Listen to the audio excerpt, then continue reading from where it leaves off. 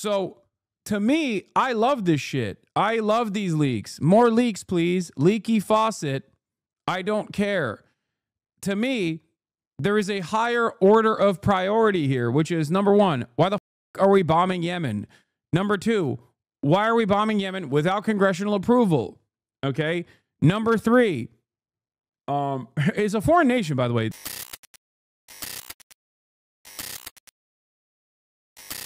Okay. Where's the Fareed Zekaria post? There is like something. We're gonna talk about the second Pete Hegseth drama that fucking hit the timeline. Another signal gate moment from our defense chief. Whoa, where the hell did my... What the heck? What the helly? Defense Chief Hegseth shared war plans in second signal chat, New York Times reports. A second signal gate has hit the timeline. Ladies and gentlemen, this man absolutely loves sending state secrets to people over Signal, to people that he should not be sharing these secrets with, people that do not have the proper clearance. Now, I personally don't care. I think it's quite funny, as a matter of fact, that these guys keep leaking details of their horrible plans. I care more about the fact that they have these horrible plans to begin with. That's what I care about. But once again, it is pretty funny that this administration keeps getting in its own way. Like, they keep getting in their own fucking way, dude. Amazing. Breaking from the New York Times, Pete Hegseth shared detailed information about forthcoming strikes in Yemen on March 15th in a private Signal group chat that included his wife, his brother, and personal lawyer. The info included the flight schedules for the FA-18 Hornets targeting the Houthis in Yemen. Now, it's hilarious because, like, if you know someone with any kind of security clearance, you know that this is a big-time no-no situation, okay? It is very, very unacceptable to do this, and this would immediately revoke your security clearance. Like, this is something that would normally get you fired and possibly even criminal prosecution. But, of course, we live in different times now. Relationship goals. All right, yeah, here it is. Hegseth said to have shared attack details in the second signal chat. The defense secretary sent sensitive information about strikes in Yemen to an encrypted group chat that included his wife, brother, and people familiar with the matter said. Mr. President, a second signal group chat controversy has hit the towers. Nothing Pete loves more than slamming 5 to 10 beers for breakfast, driving to work, and then texting war plans to his brothers over a few fingers of whiskey. Defense Secretary Pete Hegseth shared detailed information about forthcoming strikes in Yemen on March 15 in a private signal group chat that included, according to 4 people with knowledge over the chat. Some of those people said that the information Mr. Hegseth shared on the signal chat included the flight schedules for the FA-18 Hornets targeting the Houthis in Yemen, essentially the same attack plans he shared on a separate signal chat the same day that mistakenly included the editor of The Atlantic. Mr. Hegseth's wife, Jennifer, a former Fox News producer, is not a Defense Department employee, but neither should be Mr. Hegseth. So, to be fair, like, I'm not defending this administration, but, like, it's not like Pete Hegseth is qualified for this job anyway. Might as well share it with everybody, you know? And I don't think that this will cause Donald Trump to fire him, considering the first one didn't cause Donald Trump to fire him, even though this actually increases the stakes a little bit higher than the previous one, because now, at least in the first one, they did not know, according to their defense at least, that there was a person that did not have any security clearance whatsoever in that group chat. In this one, Pete Hegseth knowingly is sending classified information to members of his family and friends. Who else has he sent this to? The fucking intern that he wants to have sex with?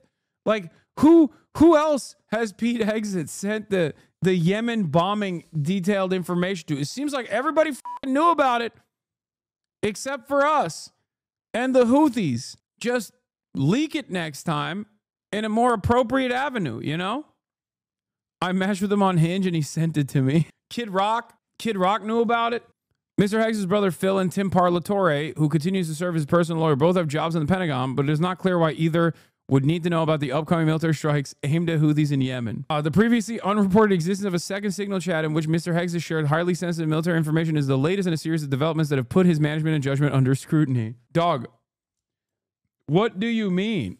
Unlike the chat in which the Atlantic was mistakenly included, the newly revealed one was created by Mr. Hegseth. It included his wife and about a dozen other people from his personal and professional inner circle in January before his confirmation as defense secretary, and that was named Defense Team Huddle. The people familiar with the chat said he used his private phone rather than his government one to access the signal chat. I don't know if I'm against it at this point. We may need this guy to give us more insight on how they're killing civilians in Yemen. Oh, I am unconditionally in support of Pete Hegseth doing this, okay? I cannot stress this enough. Chatters, and I've made this clear since the first time this became a controversy. I think that we are missing the forest for the trees. Now, I think it's deliberate that the media is missing the forest for the trees. They're deliberately refusing to reckon with the actual issue here, which is, why are we bombing Yemen to begin with? That is the real point of contention for me. We should not be bombing Yemen. As a matter of fact, we should be listening to the very reasonable, very moral demands that the Ansar Allah admin is doing, is engaging in. We should be listening to Yemen and saying, yeah, maybe Israel should cut it out. And this is a consistent position that I've long maintained. I said, I like leaks. I don't care if it's because you saw massive harm being done to civilians at the hands of our military and wanted to blow the whistle, or because your Groyper Discord kittens were acting out of line and you needed to teach them a lesson. So, to me, I love this shit. I love these leaks. More leaks, please. Leaky faucet. I don't care. To me, there is a higher order of priority here, which is, number one, why the fuck are we bombing Yemen? Number two, why are we bombing Yemen without congressional approval? Okay? Number three, it's a foreign nation, by the way. Like, there was a time and place when you had to get congressional approval for these things. Not that it fucking matters, because, like, I don't think we should bomb Yemen at all. Number three, also significant. Why are administration officials using encrypted chat rooms to have these conversations? This is supposed to be done in front of some kind of accountability. Like, this is supposed to be done in front of people that are logging these conversations taking place, so that there's a record of it. You can't have these private conversations on encrypted chat rooms. What are you, crazy? That's not allowed. That part is ridiculous. And also, by the way, illegal. That part is illegal. Now, it doesn't matter because the administration is never going to prosecute that sort of thing, but it is still very much not allowed. What the? Oh, but this kind of stuff, Leaky Pete, Whiskey Dick Pete over here, engaging in personalized leaks of state secrets. I will say this much. This is good. This is like when Chris Murphy famously came out and was like, we tried to do a light coup in Venezuela, but the Trump administration was too incompetent to deal with it. And I was like, what do you mean? We tried to do a soft coup in Venezuela, Chris Murphy. Why is that good? Are you trying to make Trump look good? And that's kind of how I feel about this administration as well. Like, their incompetence sometimes gets in the way of their violent desires. And I like that. This is ironically what I mentioned. This is ironically what I mentioned before when we were talking about Pete Hegseth.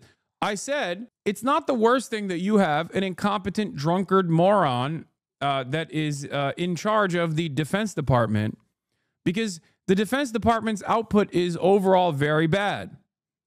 And even the fact that he is a virulent racist and an Islamophobe isn't necessarily all that different from previous administrators of the Defense Department. I think that it's worse that RFK Jr., an anti-vaxxer who is anti-medicine in general, is in charge of the HHS than Pete Hegseth is in charge of the DOD, because this kind of shit will happen over and over again because of his incompetence. And I like that. I want the people in charge of the Defense Department to be incompetent, and I want the people in charge of the HHS to be competent. So, if you want to understand, though, aside from like the incompetence of this administration and their Defense Department, there's of course more that we must discuss on the matter.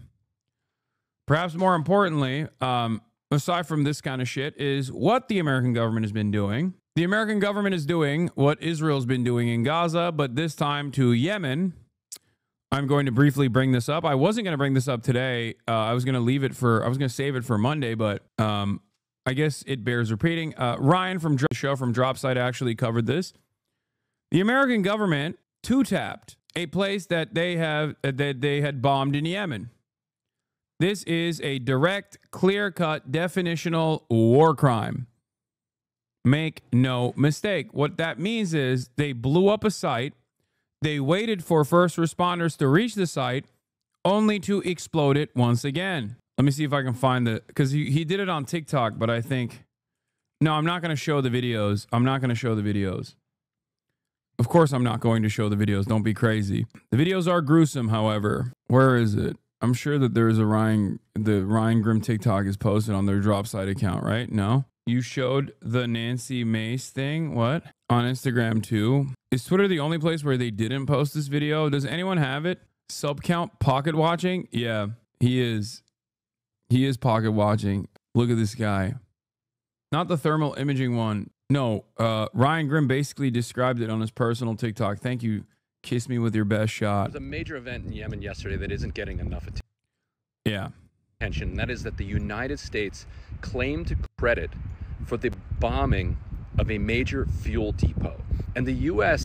So this right here is not allowed, okay, by international standards. Like Israel has, I think, warped our perspective a little bit because they do whatever the fuck they want. And America also does whatever the fuck it wants. But under normal circumstances, this is not supposed to be allowed. You can't just like strike a fucking fuel depot. What do you mean? That's crazy. You can't hit civilian infrastructure on a foreign country that you're not at war with, that you talked about hitting on Signal group chats. Like every part of this is ridiculous, right? Russia does this all the time in Ukraine. Yeah, of course they do. They're fucking doing war crimes, chatter. That's my point. Hello? Yeah, I know. When Russia does it, it is also a war crime. And you know, when Russia does it, you know it's a war crime because the American government can't shut the fuck up about it. U.S. acknowledged in its... About to be number 6 in subs. The HasanAbi broadcast is falling off. Bring back ad breaks. Yeah, I need to keep reminding you guys to subscribe to support the show. It is definitely something that I forget. You're right. We're dropping off the map, chat. We're dropping off the goddamn map. Please subscribe, ladies and gentlemen, boys, girls, and MBs. If you want to support the show, you don't really need to. You can use emotes and whatnot. If you subscribe, you can also send me links if you subscribe. But having said that, it's not to avoid ad breaks. But maybe in the future, I might actually run ads again. And if I do, then you'll be able to avoid those ads too. You can subscribe for free with a Twitch Prime. That is, if you have an Amazon Prime account from your own Amazon Prime or from your family account or whatever, from your mom's Amazon Prime account, you can connect that to your Twitch account and you can subscribe for free. You have one free Prime subscription a month. Use it on your favorite broadcaster. Hopefully that's me. Otherwise, you're just wasting it. That is right. You're just wasting it. Ladybug Mary, Jay Gribbs, thank you for the 5. Time Consumer 06, thank you for the 20 gifted subs. What is this? Is there any way to tie Fear and Twitch subs together? Fear and access off a Twitch sub would go nuts. No, because then no one would fucking pay for Fear and they would subscribe to me here. And then how the fuck is March going to get paid? You know what I mean? Or anyone else. But also there's like no logistical way of doing that anyway. Anyway, baba şunu sana verebilir miyim? Okay. Kai Bale, thank you for the 10 gifted. You could just not be a greedy rich socialist. That's true, but I am. Aman dur. Eyvallah peki. Evet bitti çöp o. Burada da var, şu da var da onları daha sonra getireceğim dur. My dad just came in to the stream. You got a very rare, unique Baba moment on the stream. Also known as my I'm not even going to joke about that in this administration, actually. Never mind. I was going to say my my maid. But anyway. Statement from CENTCOM that the reason they attacked this civilian infrastructure is to deprive Yemen of the oil needed to run its economy and ultimately to make its economy suffer. Now, they also did what's called a double tap strike. Yeah, by the way, I did get a Spectrum Business Service alert. It's so funny. This is where, and this was invented first by terror groups. Israel uses it quite frequently. The U.S. Has condemned it when other countries and other terror groups have done it. But a double tap is when you first strike a piece of civilian infrastructure, and then you wait for the rescue workers to come save those who are burning to death, who are crushed underneath the rubble, and then you attack again, timed to kill those rescue workers. As a result, at least 15 paramedics have been killed in Yemen, and the images of people burning to death coming out of this U.S. terror attack are absolutely shocking to the conscience. Now, the U.S. on and off through 3 administrations has been alternately attacking or starving Yemen to no effect. The same government is in control now in Sana'a that has been for almost 10 years at this point. But this is not just an escalation, but also an admission that the entire purpose of this strike was to hit the civilian infrastructure in order to crush the economy. That is an international war crime of the highest order. Yep, they've been targeting civilian infrastructure, but hold on, where is this? Trump has lost the plot. Below are the scenes from the aftermath of the violent U.S. airstrikes that targeted the Majid al-Dama cemetery in Sana'a earlier today. Not only this, but this was a cemetery previously targeted by the Saudi coalition in 2015. Strong evidence from this and other attacks that the U.S. is reusing the target banks of the Saudis to attack Yemeni civil infrastructure, no matter what comprises it. Yeah, but to be fair, as Sanaa Saeed correctly points out, it was most likely American targeting that gave Saudi Arabia those infrastructure targets anyway. So it's just, instead of outsourcing this violence to Saudi Arabia, we're doing it personally this time around. Instead of having Saudi fighter pilots fly our fighter jets with our guidance systems, with our target priorities, we're doing it ourselves. Bringing the jobs back home, baby. No more offshoring, only onshoring now. Anti-war Trump, by the way. Reminder, Trump is supposed to be anti-war, by the way. Now, the real question, once again, is why they are doing this. Why are we doing this? And also, this is a really important thing that I must show you that I found on my timeline yesterday. And it's a very important revelation. But that's a joking one. Now, one must ask why we're doing this. And that is because the Ansar Allah movement has correctly exercised its moral responsibility in the Red Sea by implementing a blockade on the Red Sea as long as Israel continues its genocide in Gaza. It is the correct thing that they are doing, and they are being endlessly punished for it. I also will listen to this Hank Green interview.